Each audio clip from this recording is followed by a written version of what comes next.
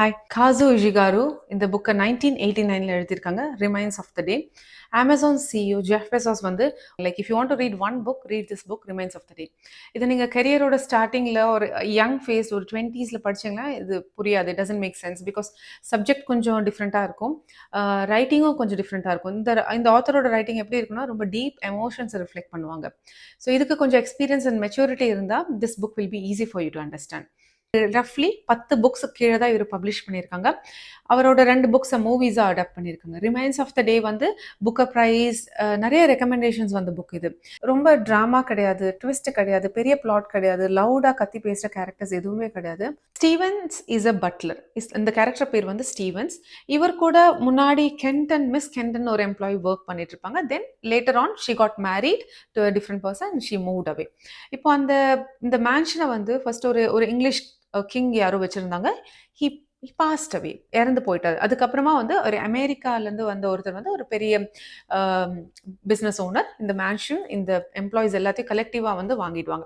பட்லர்ன்றவங்க உங்களுக்கு புரியும். அந்த காலத்தில் கிங் அண்ட் குவீன் அந்த லார்ட் மேன்ஷன்ஸ் பெரிய பேலஸ்லலாம் வந்து நிறைய எம்ப்ளாயிஸ் இருப்பாங்க. 10-12 இருக்க மாட்டாங்க, ஹண்ட்ரட்ஸ் எம்ப்ளாயிஸ் இருப்பாங்க. அவங்க எல்லாரையும் வந்து கலெக்டிவாக மேனேஜ் பண்ணுறதுக்கு there will be a person butler. So post world war 2க்கு அப்புறமா England was not doing that well. So அவங்களால ஒரு 100 எம்ப்ளாயிஸை ரீடைன் பண்ண முடியல. ஒரு 4-5 எம்ப்ளாயிஸாக இருந்தது. அவ்வளோ பெரிய மேன்ஷனுக்கு 4-5 employees was not enough.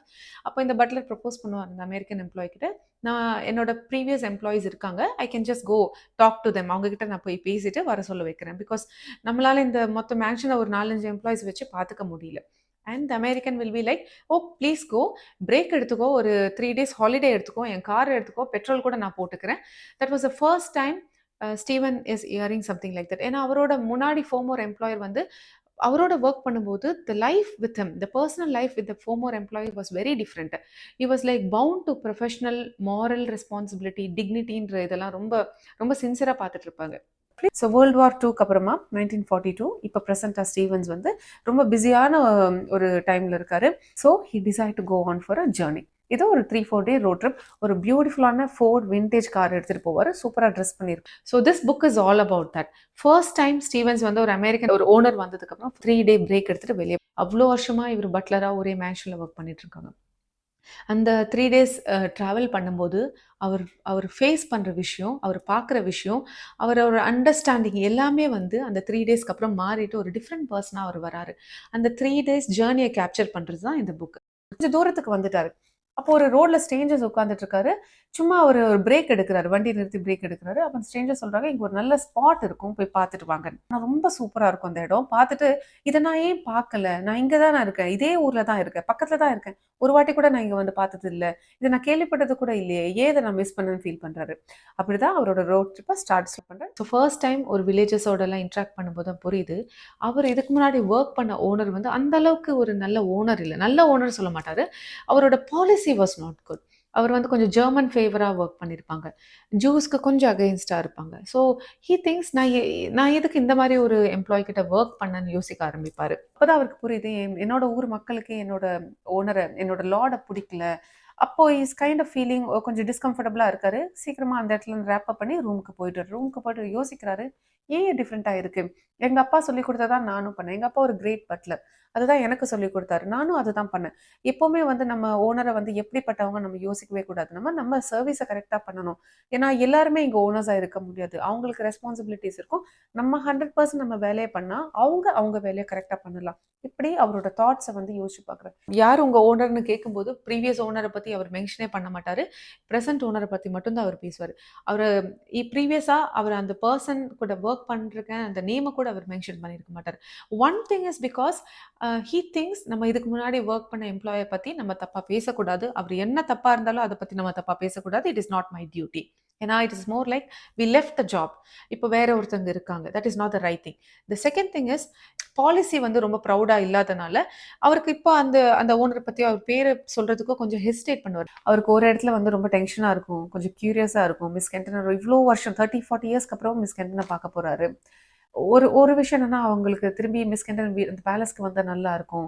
Because they can continue their friendship. Second thing வந்து he is also getting lonely. Steven எதுவுமே வந்து ரொம்ப ஓப்பனா சொல்ல மாட்டாரு. நான் லோன்லினஸ்ல இருக்கேன். நான் கஷ்டமா இருக்கு. சேட்னஸ் எனக்கு அப்பா அப்பா கூட இல்லாம போனத பத்தி எதுவுமே அவர் சொல்ல மாட்டாரு. நம்மளோட எமோஷன்ஸ வந்து ரொம்ப டைரக்ட்டா நம்ம யார்கிட்டயும் டக்குன்னு சொல்ல மாட்டோம். நம்மள அத கோ த்ரூ பண்ணிட்டு, நெறைய மல்டிபிள் ஃபில்டர் ப்ராசஸ்ல வச்சுட்டு, வேற ஒரு எமோஷன்ஸ் தான் ரிஃப்ளெக்ட் பண்ணுவோம். எண்ட் ஆஃப் த 3 டே வந்து அந்த மிஸ் கென்டனா போய் அவரு ஃபைனலி மீட் பண்ணும்போது, he will be very happy. Because he thinks at least இவங்களாவது இப்போ ரிட்டர்ன் வந்துட்டாங்கன்னா, எனக்கு ஒரு கம்பெனி இருக்கும். ஹி வில் பி ஆஸ்கிங் நீங்க திரும்பி வரீங்களா பேலஸ்க்கு? What she will say is, I am very happy with my life here. I am expecting my grand child. I think I am very happy. And நீங்களும் கொஞ்சம் உங்க லைஃப்ல ஹேப்பியா இருங்க சொல்லிட்டு சென்ட் ஆஃப் பண்ணிடுவாங்க. That was a realisation for him what he lost. இடத்துல போய் உட்காந்துட்டு ஹி ஸ்டார்ட்டட் கிரையிங். அண்ட் ரேண்டமா ஒரு ஸ்ட்ரேஞ்சர் வந்து அவர்கிட்ட சொல்லுவாங்க, டோன்ட் வரி, என்ன வேணா உங்க லைஃப்ல நடந்திருக்கலாம். You still have the evenings. Because அது ஒரு சன்செட் டைம்ல உட்காந்து பேசிட்டு இருக்கும்போது the stranger will say, you still have the evening to look forward to. Just enjoy the evening. இது எப்படி ஒரு மெட்டஃபரா சொல்லுவாங்கன்னா, லைஃப்ல இன்னும் உங்களுக்கு டைம் இருக்கு. நீங்க என்ன ஒர்க் பண்ணீங்கனாலும், இதுக்கப்புறமா உங்களுக்கு கொஞ்சம் டைம் இருக்கு. ரிட்டயர்மென்ட் ஃபேஸோ ஏதோ ஒரு டைம் இருக்கு. அத நீங்க வந்து இன்னும் ஹேப்பியா எப்படி ஒர்க் பண்ணிக்கலாம். இந்த இந்த புக் வந்து ஒரு 250 pages book. It's more about ஒரு ரோட் ட்ரிப். ஒரு 3 டேஸ் ஒரு ரோட் ட்ரிப்பு ஒருத்தர் போறாரு. அந்த ரோட் ட்ரிப்ல அவருக்கு என்ன புரியுது, இதுக்கு முன்னாடி அவர் ஒர்க் பண்ண எம்ப்ளாயர் எப்படிப்பட்டவரு, இப்ப இருக்கவரு எப்படிப்பட்டவரு, அவரு என்ன இழந்திருக்காரு லைஃப்ல, இப்ப அவர்கிட்ட என்ன இருக்கு, இத வச்சு அவன் என்ன இருக்கலாம். நம்ம எல்லாருமே வந்து ஒரு விதத்துல பார்த்தா இந்த பட்லரோட கனெக்ட் ஏதோ ஒரு விதத்துல நம்ம வந்து ஒரு கம்பெனி, ஒரு ப்ராடக்ட், ஒரு எம்ப்ளாயீஸ்க்கு வந்து ஒர்க் பண்ணிட்டு இருப்போம். Like a butler. நம்ம ஃபேமிலி ஸ்டாண்டர்டு, நம்மளுக்கு சொல்லிக் குடுத்த மாரல்ஸ், நம்ம ஃபாலோ பண்ற பிரின்சிபல்ஸ் தான் கரெக்ட்ன்னு நம்ம நெனச்சுட்டு இருப்போம். அ வெளிய உலகத்துல பார்த்தீங்கன்னா, different family, different cultures, different practice இருக்கும். அது கூட நல்லா இருக்கும். நம்ம அந்த மாரி எக்ஸ்போஷர் இல்லாதனால, அறியாமையில இருப்போம். ஸோ கோ சீ டிஃபரெண்ட் பீப்பிள். நெறைய கல்ச்சர பாருங்க. அப்ரிஷியேட் பண்ணுங்க. கொஞ்சம் ஈசன் அப் ஆக நம்ம தான் பெஸ்ட்ன்னு நம்ம எப்பவுமே நெனைக்கக்கூடாது. There are best in everything. Just go easy with everything. That is what this book is about. So yes, it's just a small review about Remains of the Day, best recommended by Jeff Bezos, Amazon owner. It's all about that. Thank you.